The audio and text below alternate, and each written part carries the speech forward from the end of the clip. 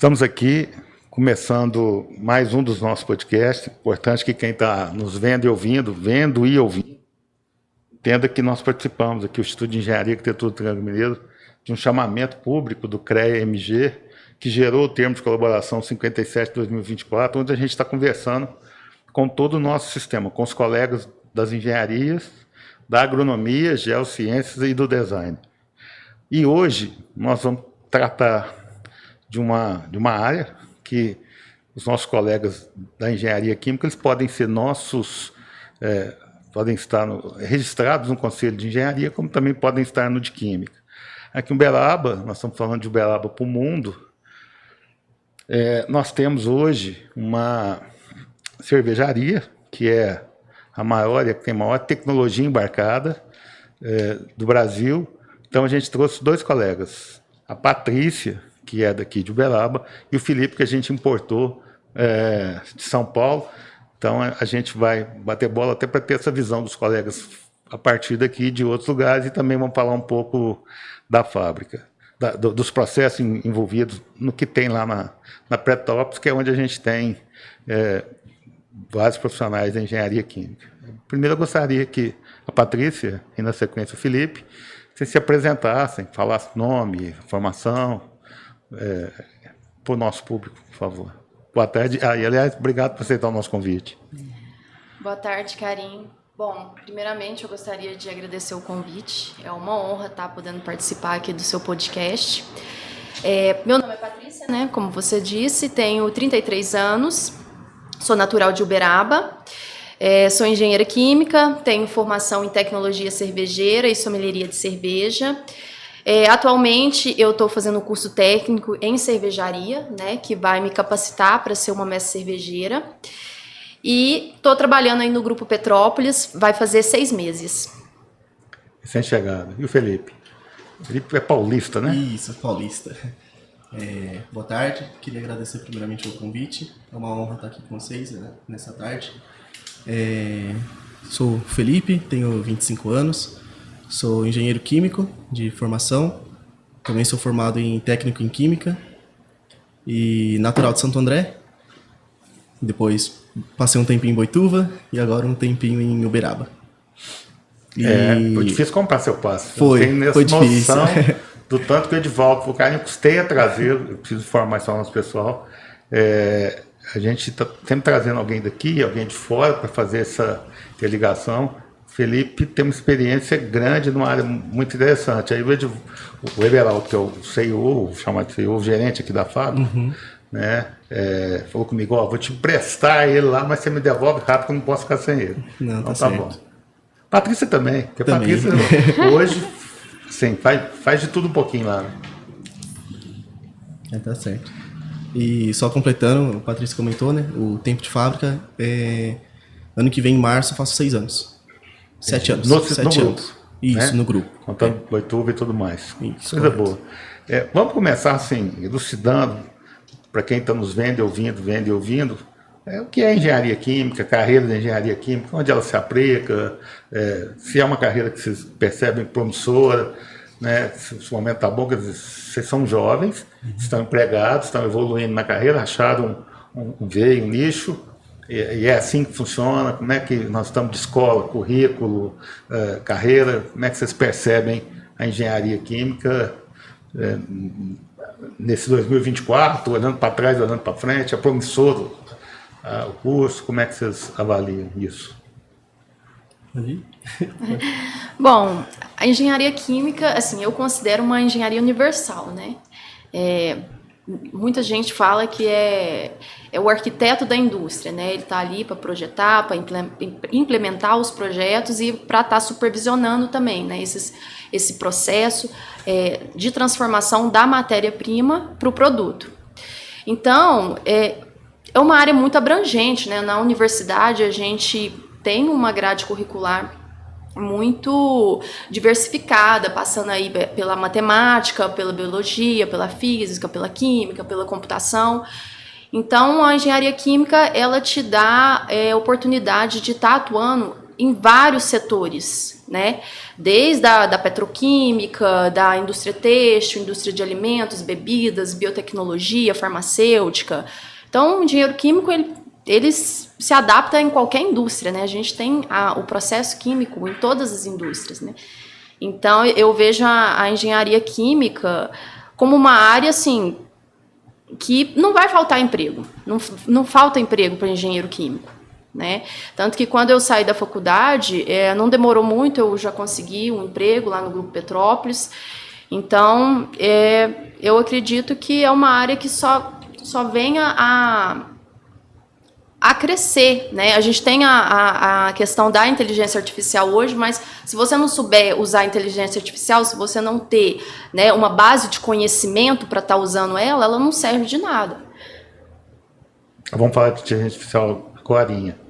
Que ela não vai substituir o ser humano. Acho que está. A gente já fez um podcast desse, que nós estamos fazendo uma série. São 13 podcasts, mais uma mesa redonda que a gente deve finalizar. Eu até vou convidá-los. Nós vamos gravar com todas as áreas que vierem, cada um. A gente fazendo um bate-bola, avaliando todo esse processo. Sim. Uma coisa que me parece muito clara, mas nós vamos explorar isso mais adiante, é que a inteligência artificial, que não é nova, né? Ela, talvez agora mais acelerada, ou com equipamentos, que no dia que a gente fez o podcast, a gente trouxe inclusive meu xará, Karim. Foi muito engraçado, até minha mulher falou, custei conhecer um, agora estou vendo dois. Patrício também, a gente ficou muito próximo. Então ele diz o seguinte, é uma ferramenta, só. O homem não será substituído nunca. E eu acho que não vai ser na área da química que isso vai acontecer. Mas nós vamos explorar isso mais para frente um pouco.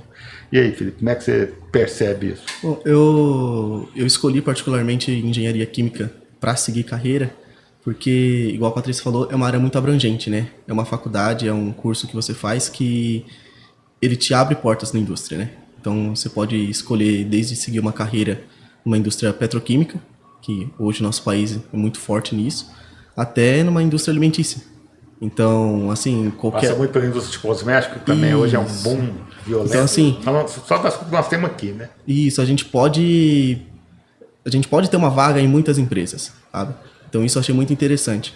Quando eu comecei... É um mercado amplo. É um mercado muito amplo. Quando eu comecei a faculdade, eu já estava no ramo de alimentos, e hoje eu estou em bebidas, né? Mas eu já trabalhava no ramo de alimentos, era aprendiz. E foi algo que eu pensei em seguir um ramo de engenharia de alimentos. Só que eu ia ficar muito nichado, certo? Então, optei pela química, que aí, bom, hoje em dia você pode ver algumas vagas pedindo engenharia de alimentos ou química, engenharia de produção ou engenharia química. Então, assim, é uma faculdade que te abre muitas portas. Então, igual a gente comentou, são muitas indústrias que a gente pode trabalhar e no mundo de hoje é muito importante, né? Porque você nunca sabe o dia de amanhã. Então, você tendo essas portas abertas, essas possibilidades, é muito bom. Perfeito.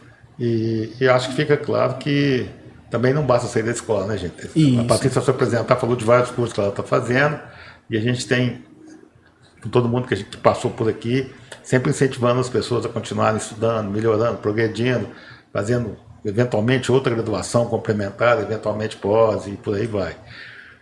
Quando a gente fala dessa arquitetura da indústria, quando a gente fala dessa tremenda oportunidade, a gente chega aqui na nossa Uberaba, aonde vocês, ao trabalharem, ao estarem, né, vindo de Boituva, e você daqui na fábrica, num grupo como a Cervejaria Petrópolis, né, e nós não estamos fazendo merchandising, a gente está dizendo de uma indústria que talvez não, com certeza é a que tem melhor tecnologia, talvez a mais moderna, a mais preparada.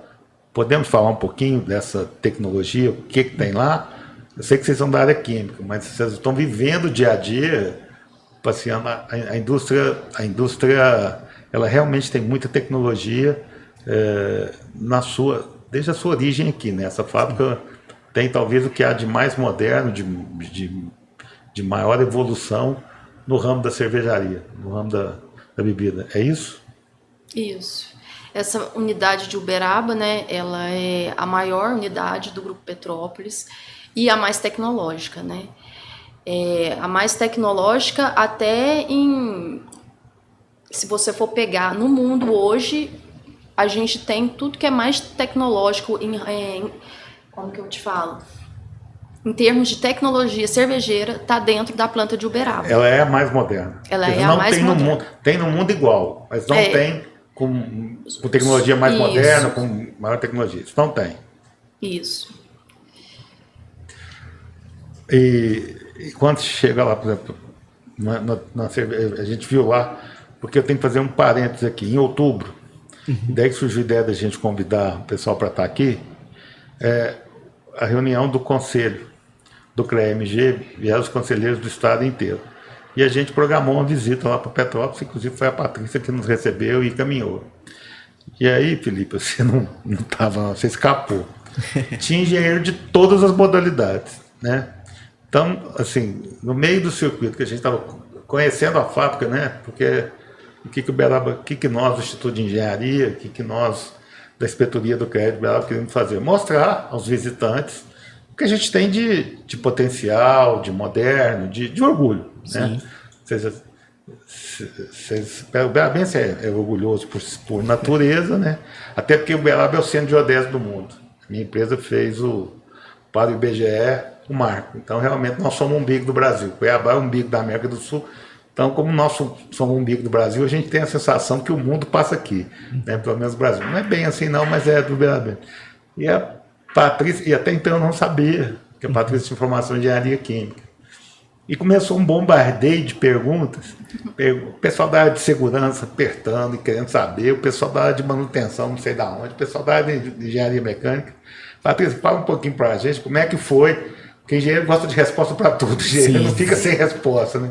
Como é que foi aquele início de outubro, aquele caminhão de engenheiro do estado inteiro, de várias áreas de engenharia, querendo entender o que estava acontecendo ali? Como é que foi? Sim. Conta pra gente.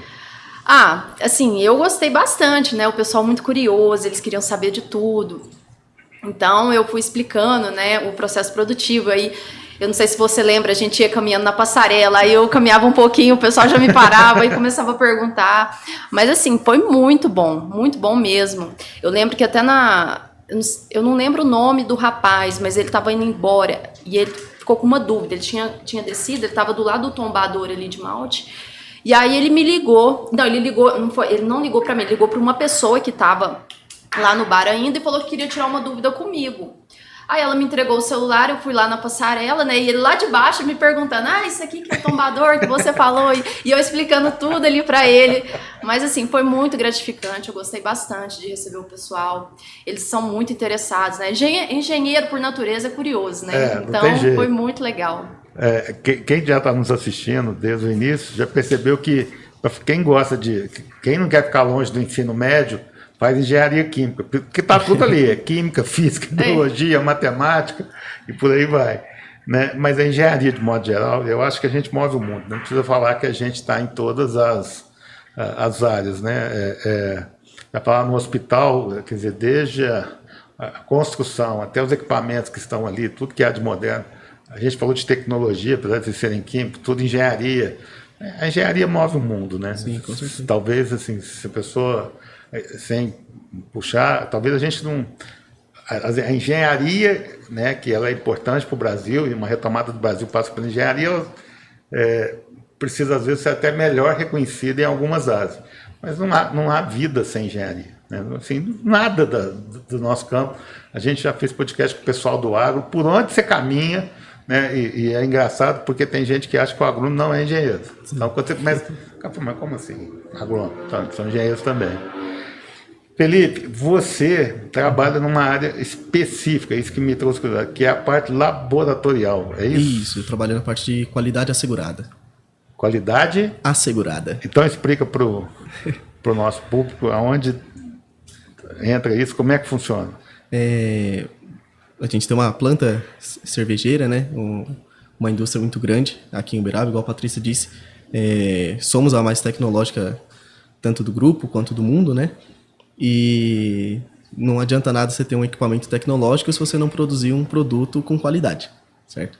E aí que entra o nosso setor, que é a qualidade assegurada. Nós precisamos garantir que o produto final seja entregue ao cliente com qualidade.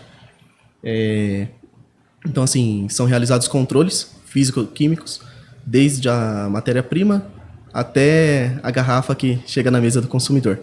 A gente tem algumas separações internas para insumos, para microbiologia, para algumas etapas do processo em específica, para algumas etapas de envase. Então, assim, somos subdivididos, mas o setor em si ele trabalha para garantir que o insumo que a gente receba seja de qualidade, o processo seja realizado dentro dos parâmetros e seja entregue um produto de qualidade, certo? Então, esse é o nosso trabalho no final do dia.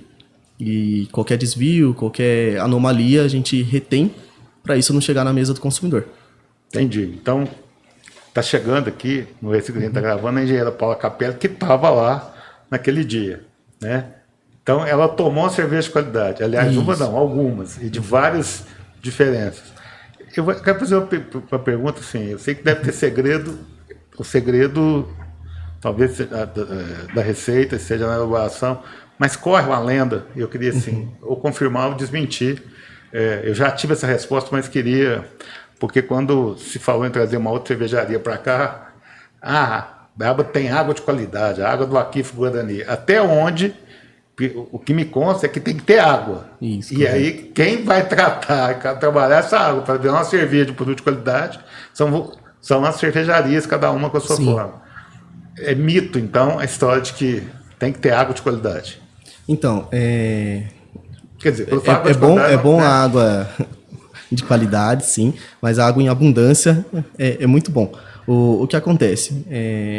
Hoje o grupo ele tem 7 unidades, tanto fabricantes quanto envasadoras. E dentre essas unidades, tanto o sabor quanto padrões são os mesmos. Então, o que a gente entende por a água da região afeta?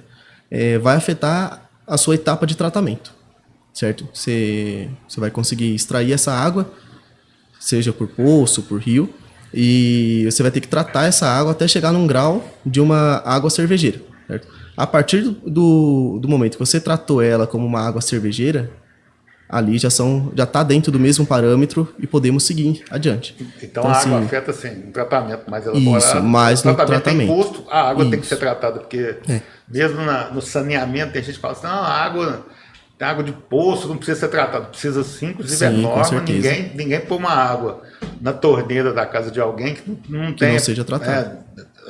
cloro e algumas outras coisas. Então é a mesma coisa. Então a qualidade diz respeito talvez isso influencie até em custo, ou não. Sim, ou influencia vai, muito. vai gerar mais cuidado para ter um produto qualificado. Sim. Com uma água que tenha mais pura, vamos colocar assim, que tenha menos impureza, ou que vem de um lugar mais tranquilo, a etapa tratamento, colocá-la, como eu gostei do termo, água cervejeira, vai envolver ser mais maior ou leve. menor tratamento, e isso correto. pode incorrer em custos e automaticamente vai exigir que vocês acompanhem mais de perto, tenham mais cuidado, porque quanto maior a necessidade de tratamento, mais cuidado tem que ter para ser uma água cervejeira. Isso, correto. correto. Acrescentar alguma coisa, Patrícia? Porque a Não, é Patrícia isso também mesmo. tem uma característica. Você já trabalhou numa cervejaria. Como Uma que é o Artesanal. micro termo? cervejaria. Hein? Uma micro cervejaria. Micro cervejaria, mas a gente fala de cerveja, né, Artesanal. artesanal, que é um outro ramo que também é mercado de trabalho, que é uma coisa que está crescendo Exponencialmente. muito, né? Lá também passa por esse processo, a diferença. Como é que funciona? Na micro, a gente, pelo menos nessa fábrica que eu trabalhava, a água vinha do abastecimento municipal. Mas aí ela já vem tratada, já vem com laudo, tudo certinho. E aí o que a gente fazia lá era só retirar o cloro. Já ali na fábrica, né, por ter os poços ali, aí todo o tratamento é feito ali com dióxido de cloro, 0,2, passa para o tratamento. Depois tira o cloro para depois ir para a fabricação. Então a diferença é essa, ali eles têm um poço e na micro, normalmente, a maioria das micros trabalham com água do abastecimento municipal. Entendi. Bom, então para quem está nos vendo e ouvindo, até certo ponto, o mais importante é água.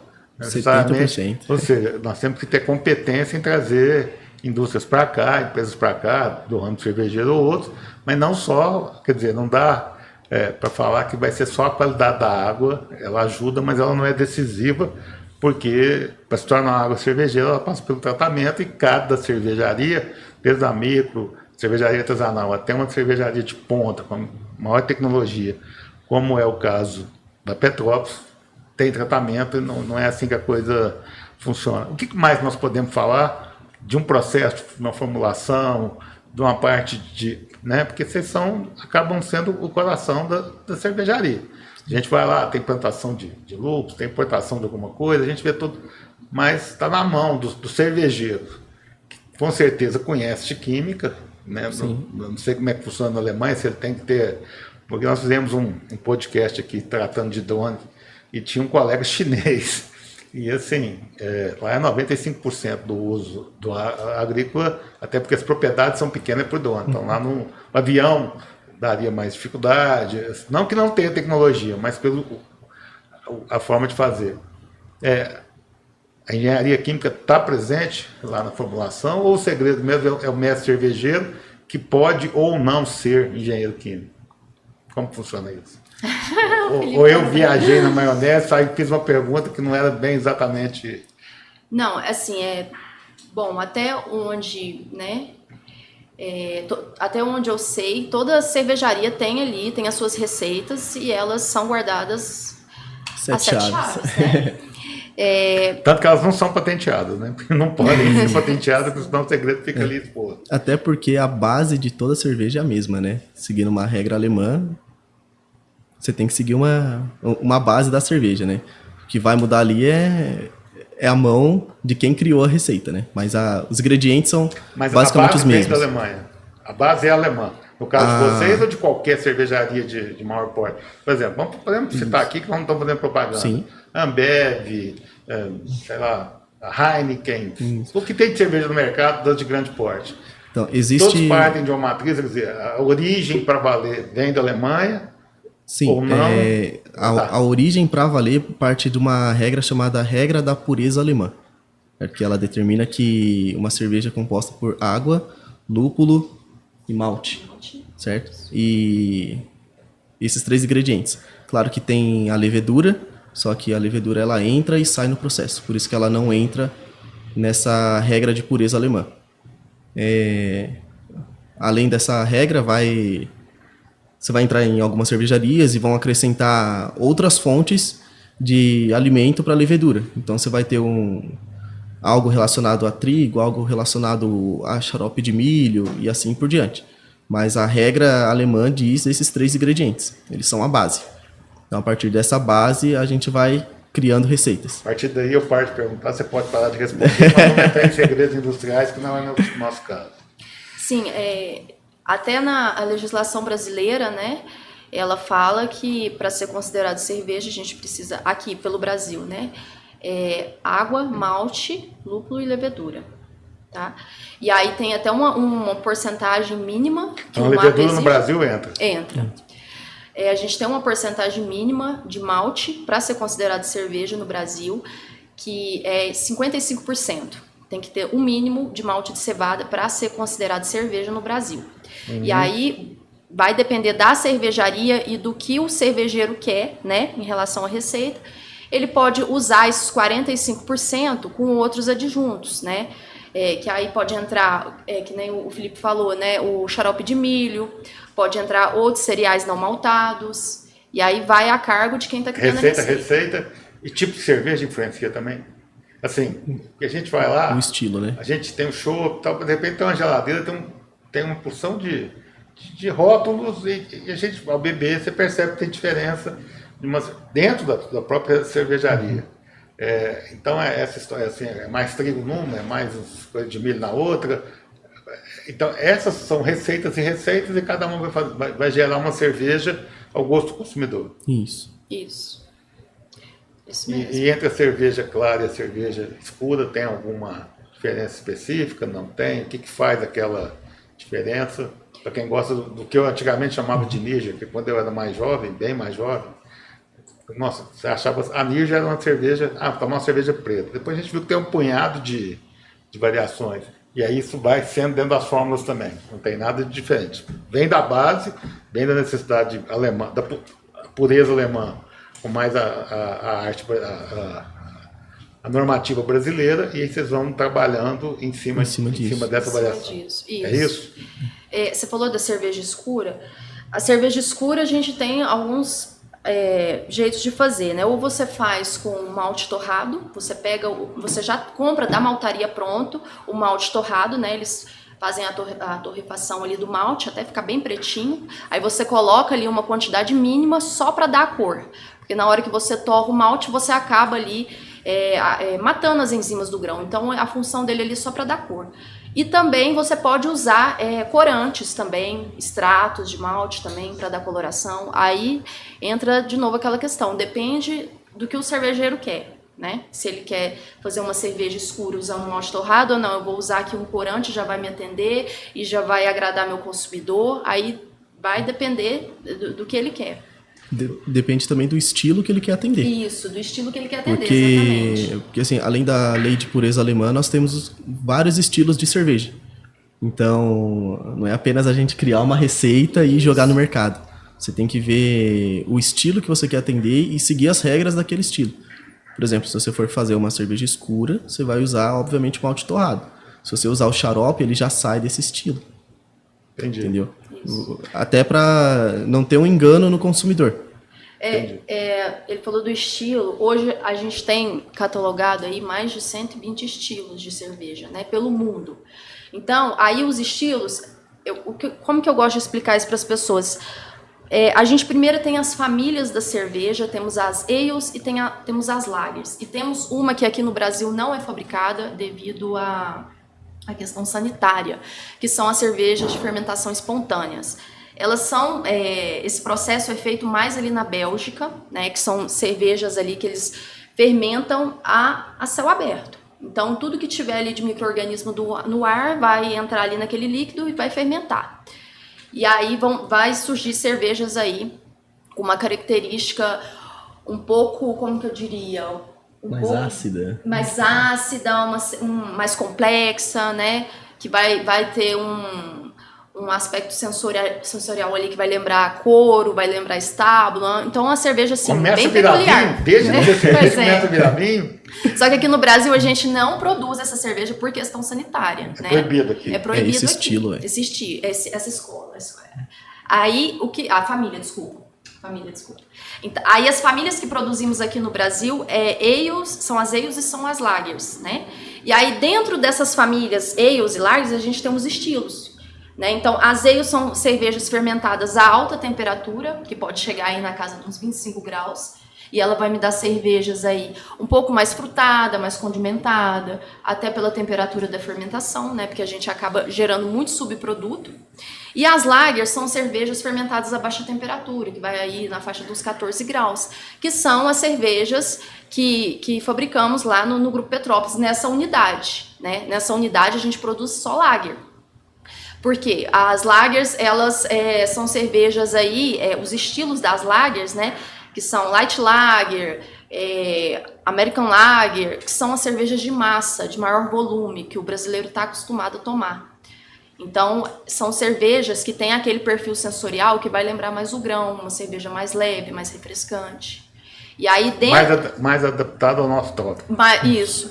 E aí dentro dessas famílias, né, que são as que a gente classifica pela temperatura de fermentação, a gente tem os estilos. E tá catalogado aí mais de 120 estilos, né, pelo mundo. E aí nisso a gente tem... Aqui a gente produz uma família... as escolas, né? Isso. Escola alemã, escola belga. Aqui nós temos... Aqui em Uberaba a gente produz uma família e alguns estilos. Isso. Aqui no Uberaba a gente produz a família Lager, e aí dentro dos estilos ali que temos, né, são as Light Lagers, né? E American Lager. E American Lager. Então são dois estilos. Isso, a American Lager ali, ela poderia ser classificada também como a International Lager, né? Por ser 100% puro malte e tudo mais. Quando a gente fala de escola alemã, escola belga, a gente está falando do quê? Gente, eu tô abrindo essa conversa aqui, porque o brasileiro naturalmente é cervejeiro. Nós estamos falando de coisas químicas, a gente já falou de processo, a gente quase chegou a entender, e a gente parou porque existem, óbvios, os segredos industriais, o detalhe. Mas os dois estão nos propiciando conhecer detalhes que eu sei que não é do domínio de todo mundo. Isso vai mostrando a beleza da engenharia. A balde de engenharia em tudo, porque se vocês forem ver lá o processo da construção da fábrica, que está edificado, a forma como eu já falei até isso aqui, os conselheiros do CREA-MG tiveram a oportunidade de conhecer em loco. Então é legal que a gente possa conhecer também, né? O engenheiro é um ser humano, é um cidadão curioso, gosta de saber de tudo. Inclusive lá naquele dia tinha um colega falando que ia virar cervejeiro, ia partir para alguma coisa industrial. Então o engenheiro gosta de aprender. E aí dentro dessa escola, como é que funciona? Escola alemã, escola belga, como é que é isso? Então, a gente tem hoje a escola belga, né, Felipe? Que é uma escola que é voltada... É uma escola, assim, mais criativa. O belga, ele é bem criativo, não é? Ele gosta de adicionar aí frutas nas cervejas, especiarias. Então, você tem uma cerveja... O alemão é mais purista. O alemão é bem mais tradicional, mais metódico, né? Então, o alemão, ele gosta ali... Da lei dele. Da lei dele. Isso. Que é a lei Reinheitsgebot, eu nem sei se é assim que fala, eu não sei falar alemão, mas que é a lei da pureza alemã, que é a que o Felipe falou, né? Água, lúpulo e malte, e a levedura não entra porque ela sai, né? A gente retira do processo. Nós aqui, com a obrigação de ter no Brasil, o estilo da cervejaria aqui é o estilo alemão. Isso, seguimos a lei de origem alemã, né? Igual ela tinha comentado, no Brasil é adicionada a levedura nessa lista de ingredientes. Claro que a gente vai abrir uma lata de cerveja na nossa casa, você não vai encontrar levedura naquela lata. Por quê? Porque ela entrou e saiu do processo. Mas na lei brasileira precisa ser anotado, certo? Então, seguimos essa lei de pureza dependendo dos nossos rótulos. Por exemplo, se a gente for pegar qualquer rótulo, pode ser Ambev, pode ser do Grupo Heineken, do Grupo Petrópolis, vão ter cervejas puro malte, que seguem essa regra, que é água, malte, lúpulo, e vão ter outras cervejas que, se você olhar atentamente na lista de ingredientes, vai ter alguns ingredientes a mais, que aí entra um xarope, entra algum aditivo, que aí é daquele estilo que está sendo comercializado.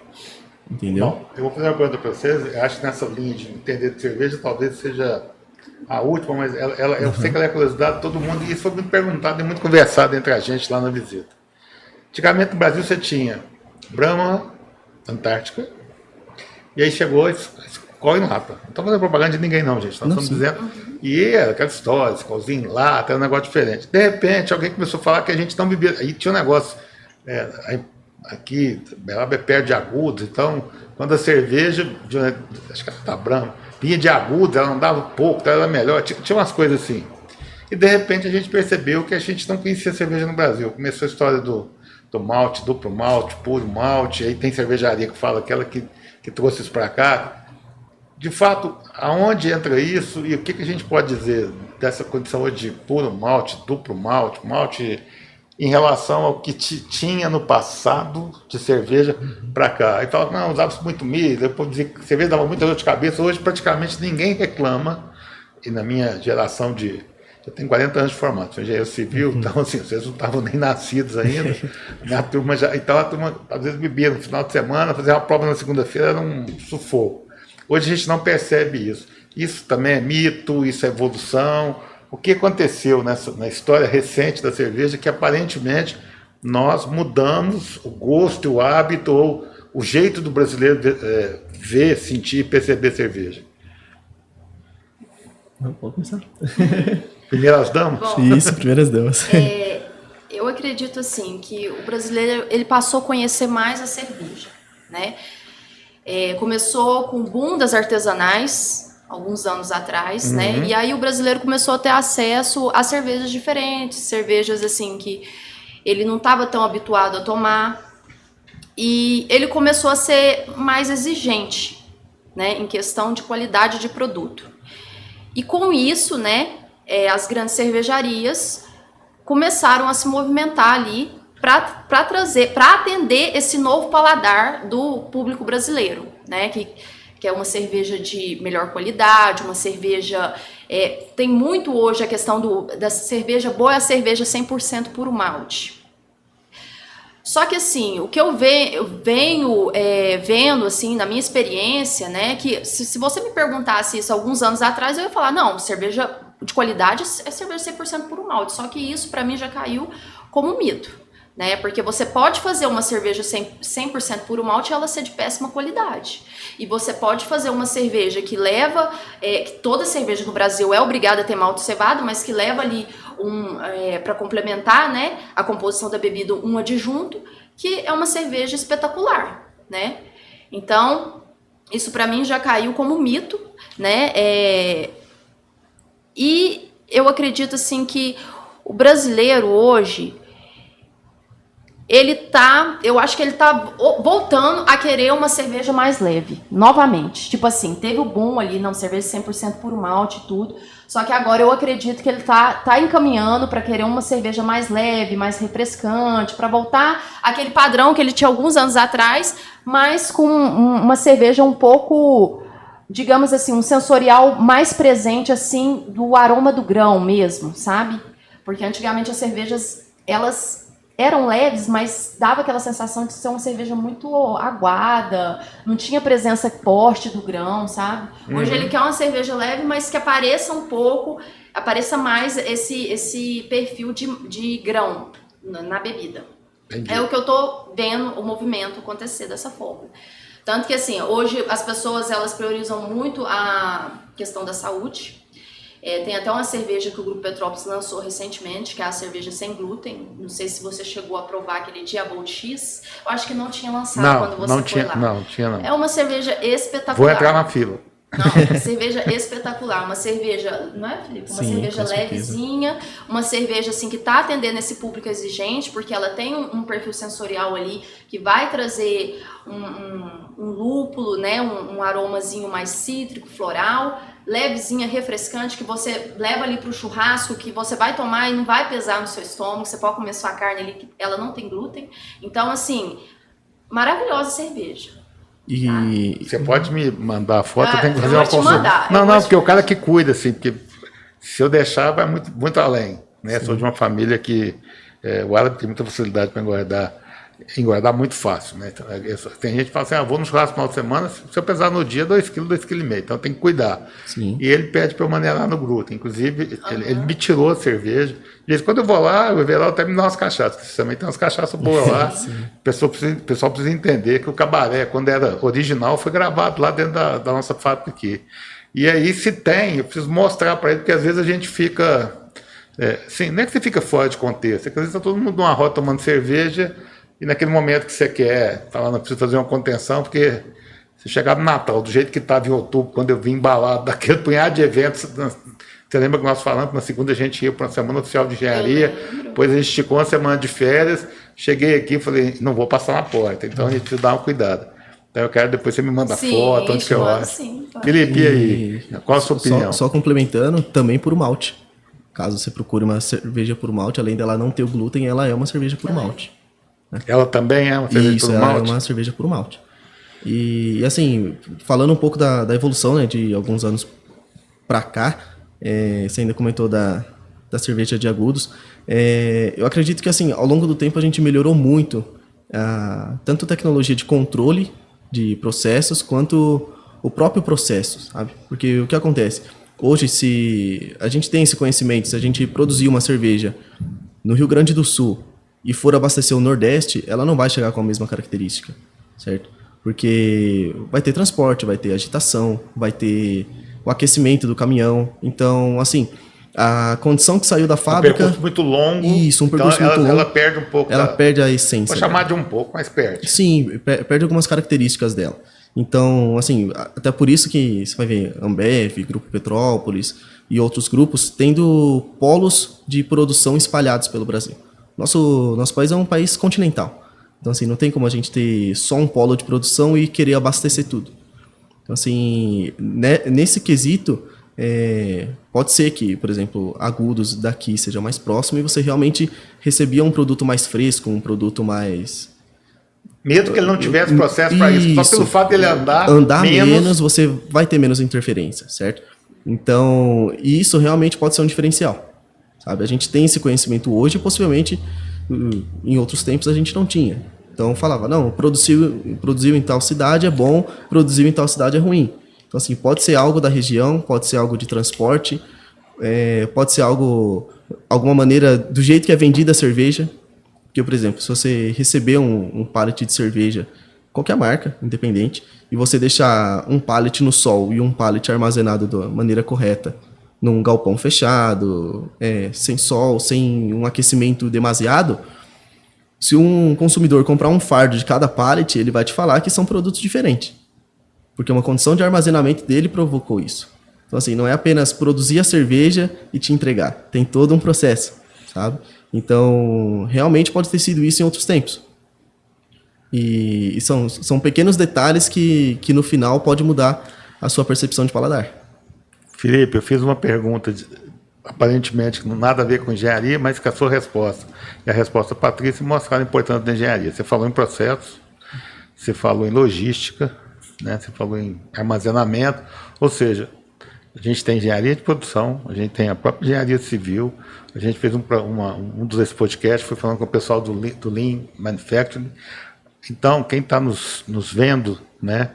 Vocês podem notar que a gente nem falou bom dia, nem boa tarde, nem boa noite, porque a gente não sabe que hora, porque como está sendo gravado, é importante vocês saibam disso. Sim. A gente vai gravar, vai subir inteiro para o nosso canal no YouTube, mas ele vai ter pílulas também. Por isso que eu estou fazendo perguntas seriadas para facilitar. Os cortes. Então, quem tiver com disposição, quem quiser entender de engenharia e cerveja, assiste inteiro e vão ter as pílulas para aquela pessoa que quer entender uma pergunta rápida. A gente vai, depois o pessoal técnico nosso edita e trabalha isso.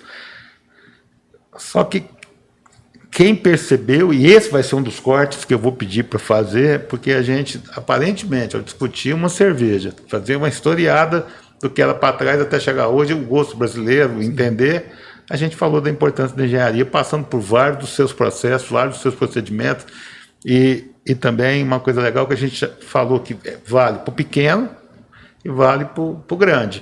Né? Mesmo que eu compre uma água tratada aqui, eu vou ter que mexer com ela diferente aqui. Mesmo que eu tenha água de poço, que é fundamental, a gente cuida. Ou seja, depende de porte, processo, a necessidade de avaliar, de fazer, de saber armazenar, de saber transportar. Ou seja, tudo aquilo que passa pelos passos de engenharia vão fazer uma diferença na hora de chegar na mesa do consumidor, na mesa do cliente. Eu acho que eu fiz uma historiei bem, dei uma resumida bacana daqui. Quando a gente começou a falar de tecnologia, Patrícia, você tocou no assunto inteligência artificial. Eu falei, calma, que mais para frente nós vamos entrar nessa área. Né? Hoje, assim, a gente trouxe uma palestra aqui outro dia e o cara mostrou assim, da escolha do terreno ao pós-venda, aonde a inteligência artificial ajuda na engenharia civil, na construção civil. E ele fez uma loja em Brasília, em alguns pontos que podem, loja para locar, e da escolha do terreno até a locação, a fundação, alvenaria, revestimento, cobertura, contratou arquiteto, inclusive ele mostrou o projeto feito pela IA e o projeto feito pela arquiteta, e todo mundo escolheu o projeto feito pela arquiteta, por causa do nível de detalhes, e aí entra numa outra área, que é a inteligência artificial. Se você não souber perguntar, ela vai te entregar alguma coisa que não necessariamente é o que você precisa. Na indústria cervejeira, né? Na área da engenharia química, tratando dos processos daqui, a gente já começa a perceber a chegada da inteligência artificial. Como é que está se dando esse processo? Como é que vocês estão verificando isso na profissão de vocês ou na atividade do dia a dia? Como isso está se dando? Bom, eu já vejo né, algumas coisas sendo feitas pela indústria como um todo, né, indústria cervejeira. Uma delas, criação de receitas, né, através de coleta de dados ali, a gente consegue mensurar, pega ali uma amostra de 300 pessoas, não, vamos criar uma cerveja, dar as opções ali para a pessoa, cerveja, que cor que é essa cerveja, como que o corpo dela vai ser, se vai ser encorpada, se vai ser mais leve, se vai ser mais carbonatada, se não vai. E aí você, né, com essa coleta de dados, através da inteligência artificial, você consegue desenvolver uma receita, não precisa do cervejeiro ali. E também questão de processo mesmo, até ali na fermentação, você tem várias variáveis ali durante o processo, né? Então, a inteligência artificial, você coletando dados e alimentando ela pode tomar decisões ali que não precisa necessariamente de uma pessoa ali tá à frente para tomar aquela decisão. É lógico que é o que eu te falei, né? Que a gente estava conversando, não vai substituir nunca, né, o ser humano. Até mas que alguém vai alimentar os dados para ela compilar e eventualmente apontar um caminho. Mas se a alimentação de dados não for feita por quem sabe o que está perguntando, o que está pesquisando, acho que já fica aí claro que não vai substituir. Isso. Talvez ela agilize o processo. Isso. Né? Uma pesquisa com 300 pessoas que feita do modo tradicional demoraria um tempo, que usando os requisitos de IA, a gente ganha tempo nessa definição. Isso. É isso? Isso, e assim, igual ela comentou, não só na fabricação, na criação de uma receita, né? Acredito que a gente pode ver isso muito em questões no dia a dia da empresa. Igual ela comentou a questão da fermentação, alguns processos que são fixos, por exemplo, tivemos uma alteração de temperatura do tanque, alguma alteração de volume, a gente consegue automatizar e a inteligência artificial com o histórico, se eu elevo a temperatura, acontece isso, se eu diminuo, acontece isso. Então, assim, ao invés de ter algum cervejeiro ali tomando a decisão a cada 2, 3 horas, você consegue ter uma inteligência artificial tomando ali uma decisão e ao longo do tempo o cervejeiro acompanhar e ver se ela está tomando uma decisão correta ou não, certo? E da mesma maneira, eu vejo bastante oportunidade em questões de manutenção. Porque, por exemplo, a gente trabalha numa indústria cervejeira, mas a gente precisa de manutenção, a gente precisa de elétrica, e muitas vezes você está numa linha de invase e um equipamento dá falha, um equipamento dá problema, e você ataca especificamente aquele equipamento.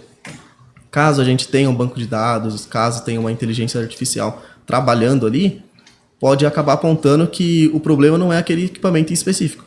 Pode ser algum equipamento anterior a ele, pode ser alguma falha de comunicação, e nisso pouparia o tempo de vir um mecânico, um eletricista, e a gente quebrar ali a cabeça por alguns minutos, algumas horas, até descobrir a causa raiz. Analisar a produção. Isso, exatamente. Né? Então, a IA realmente, eu vejo esse... É a hora do time is money. Isso, eu vejo realmente que a IA tem o poder desse de encurtar a solução de problemas. Então, ela pode apontar algo mais rápido. Claro que vai precisar do humano para executar a manutenção, para alimentar ela com dados, ou até para dizer que ela apontou algo falho, que ela errou ali. Mas ela realmente pode nos ajudar nesse ponto. Essa é a minha visão. Na parte laboratorial, que é onde você está, você percebe que vai chegar também, já chegou, a IA pode ajudar de alguma forma, ela pode acelerar alguma dessas etapas, algum desses controles, porque do mesmo jeito que lá na execução da cerveja, no tratamento da água, de uma certa forma, a gente pode, em alguns momentos, automatizar também. Sim. Certo? Além de automatizar, eu acredito que assim, com alguns bancos de dados, você vai conseguir alimentar essa IA para apontar possíveis desvios que, se você colocar um simples ser humano para executar a análise e te dar um resultado, pode ser que não seja identificado, certo? Caso tenha uma IA acompanhando todo o processo, todo o desenvolver de resultados, toda a linha que está vindo, pode ser que ela ligue tanto as informações que ela tem de um processo com a análise laboratorial e previsões laboratoriais que vão acontecer e pode prevenir um desvio no processo. Pode ser tanto num processo cervejeiro, quanto no recebimento de um insumo. Por exemplo, você pode receber um malte com algumas características diferentes e a IA, com essa informação e sabendo como funciona o seu processo, pode criar alguma solução e ajudar no longo prazo. Até, por exemplo, algum insumo chega e esse insumo teve algum desvio, alguma falha de especificação e acaba passando por alguma razão até a linha de produção. A IA pode ajudar a identificar o que falhou nesse processo, o que poderia ter sido feito. Então, assim, com soluções eu acredito que sim. De novo, eu não acredito que vá substituir um analista, não vá substituir alguém no meio do processo, mas com soluções ela pode agilizar muito. E aí, Patrícia, é isso? Sim. Tour Beer não vai ser com IA, nem vai ser com robozinho, né? Não, aí não tem a mesma graça, né? não tem menor. Não tem o calor humano ali, né? Não Ele tem. não Tem a troca de... Gente. Parece engraçado, a gente está conversando, já tem quase uma hora que nós estamos conversando, e a coisa a gente nem percebe, vai trocando ideias. Ainda nessa linha do IA,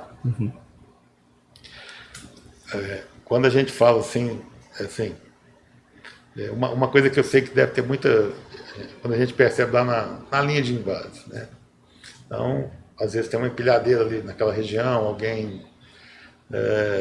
isso porque fora do Brasil já se está olhando para esse tipo de...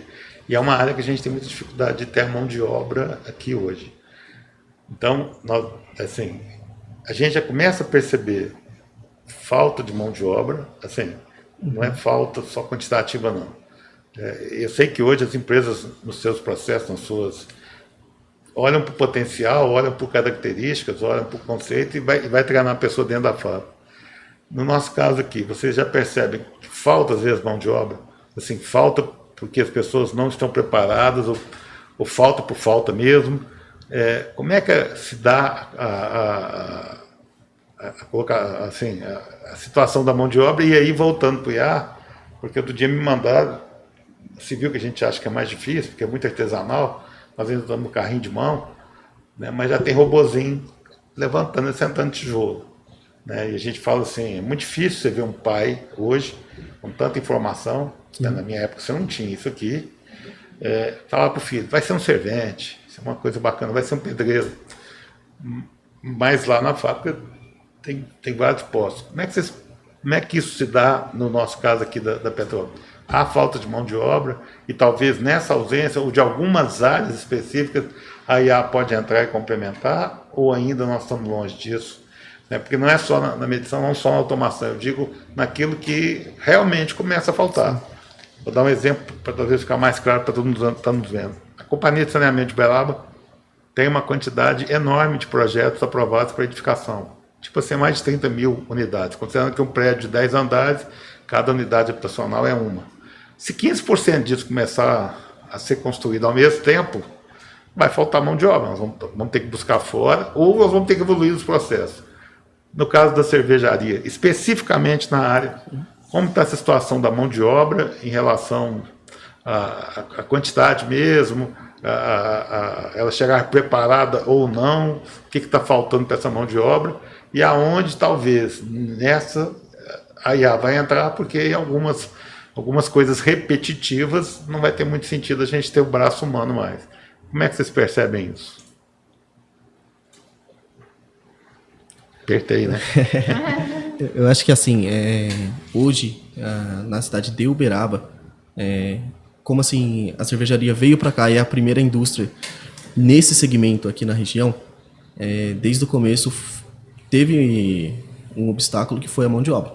Né? Senão que Uberaba não seja capacitado para isso. Mas não era um ramo que Uberaba estava esperando. Certo? Então a gente o time na prateleira. Isso, as pessoas não estavam treinadas a gente vê muito que muito hipoteticamente poderia vir ou não. Poderia aparecer. A gente vê muito indústria de fertilizante, de mineração, mas cerveja é a primeira. Então assim, realmente trazer as pessoas, ensinarem, mostrar o que é a cerveja, mostrar o que é o processo, porque muitas vezes você vem de outra indústria, você acha que é de um jeito e não, a gente vai fazer cerveja. Refrigerante não necessariamente. Aqui, ele pode conhecer é parte do processo, realmente. mas não é indústria cervejeira, não é a mesma coisa. Então, assim, acredito que no começo a gente enfrentou muito essa dificuldade de encontrar profissionais aqui na região. Isso hoje já é 1000 vezes melhor, até porque tem algumas parcerias de curso aqui na região agora já, outros profissionais também já vêm aqui para a região. Tem uma outra cervejaria aqui próximo também, em Frutal. Então, assim, acaba que uma vai chamando a outra. Uberlândia tem também, né? Uberlândia então, assim, tem uma cerveja de latinha que veio para cá, acaba que ela ajuda de uma forma ou de outra. Isso, querendo ou não, um vai ajudando o outro. Vai fazendo um polozinho, né? Tá longe de ser um polo, mas... Mas ajuda muito, sabe? Então, assim, hoje, com relação ao início aqui, eu acredito que melhorou muito essa questão de... a qualidade dos profissionais que chegavam para entrar na cervejaria. Agora, a questão da IA substituir alguma dessas falhas, dessas lacunas, dessas vagas abertas, bom, na minha opinião, hoje não substituiria. Hoje não. Pode ser que mais para frente a gente tenha algo ligado à IA para fazer isso. Mas hoje realmente eu vejo que precisamos... Aí na automação. Isso, na automação para ajudar. Para ajudar mas a mesmo avaliação assim, e tomar decisão. Mas mesmo assim eu sinto que precisa da mão de obra humana ali. Eu não acho que conseguiria... Vamos supor que amanhã a gente acorde e a IA esteja instalada, todo mundo sabendo usar. Eu ainda acredito que teríamos vagas abertas precisando. Sabe? Porque a gente não consegue substituir 100% o ser humano. Então, em algum momento, vai dar um problema na IA, vai dar um problema no robozinho e vai precisar de alguém ali para substituir ele. Vai precisar de alguém ali para fazer uma tarefa. E eu não acho que, no ponto que a gente está da IA hoje, da automação hoje, eu não acho que a gente consiga tampar esses buracos de vaga. Eu acho que realmente pode vir, mas hoje em dia a gente realmente precisa da força humana. É isso, Patrícia? Também acho. A gente falou com o pessoal dos drones e tinha piloto. Sim. Aí eles estão falando que falta piloto. Às vezes você tem mais necessidade de usar drone, e eles falaram de drone agrícola, que eles trouxeram para cá, mas comparado com a China, onde a indústria que está vindo para o Brasil, por isso que o engenheiro de automação de lá, mecânico de automação, né, junto, estava vindo, que hoje eles têm lá drone pintando fachada, tem uma série de coisas. Aí foram os 3 taxativos, principalmente com o colega chinês. Amanhã, você pode deixar de ter um piloto manuseando drone, ele vai comandar. Se ele já foi piloto, ele vai ser melhor comandando drone. Então, a mensagem que eles queriam passar é o seguinte: pode fazer o curso de piloto, que mesmo que chegue um drone, você vai comandar por voz, quem já tem a manha, a habilidade, o conhecimento de ter pilotado, vai com certeza continuar olhando, porque vai precisar de ter alguém. Então, eu acho que o IA, e a gente falou disso no início, que eu acho assim, nunca vai substituir. E é uma tecnologia que veio para pessoas mais velhas como eu. Se você não souber perguntar, a IA também não vai te dar a resposta. Eu já estou na idade da mentoria, que a gente já fica... tanto que eu queria até agradecer o Instituto de Engenharia, que nos contratou para estar fazendo essa série de podcast, no sentido da gente poder falar e escutar as várias áreas, né, e a gente poder fazer esse meio de campo, todo mundo já pelo cabelo branco, ou até bem essa falta de ausência de cabelo mesmo. Mas eu acho que vocês que são jovens não precisam se preocupar. Aliás, quanto mais vocês avançarem, vocês vão ter IA como ferramenta, como apoio, não como substituição. Porque não tem, assim, é difícil, mesmo que, foi também falado nessa, que já estão testando na China, mas deve estar em outro lugar também, drone Uber. Vai ter uma área lá, você vai programar, ele chega, mas vai precisar de ter gente assessorando, ajudando, monitorando, até porque, né, a história do carro que vai no comando de voz, um amigo meu, engenheiro de ciência da computação, profissional da ciência da computação, foi para os Estados Unidos, andou agora e falou: bacana, mas ainda tem muito, assim, para ser seguro, para ser comercial, para ser em larga escala, vai um tempo e, efetivamente, se der uma falhadinha, se você não tiver uma noção de volante, né, fica ruim. Então, na indústria emergida, pelo que vocês estão falando, não me parece que será diferente. Eu acho que é a mesma situação. Bom, nós estamos caminhando para o nosso final, e eu sempre gosto de fazer uma pergunta.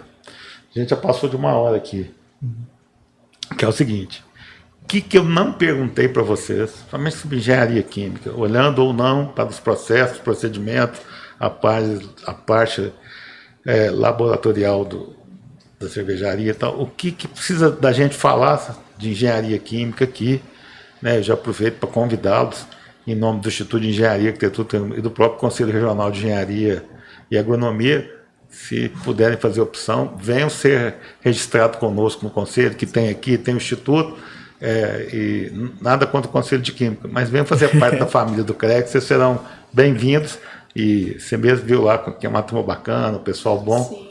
Venham fazer parte da nossa família. Mas o que eu não perguntei que precisa ser dito? Ou que pode ser complementado? O que faltou a gente falar que eu não dei vazão? Assim, Bom, a questão da sustentabilidade, eu lembrei que é um tema hoje que está muito em evidência, né?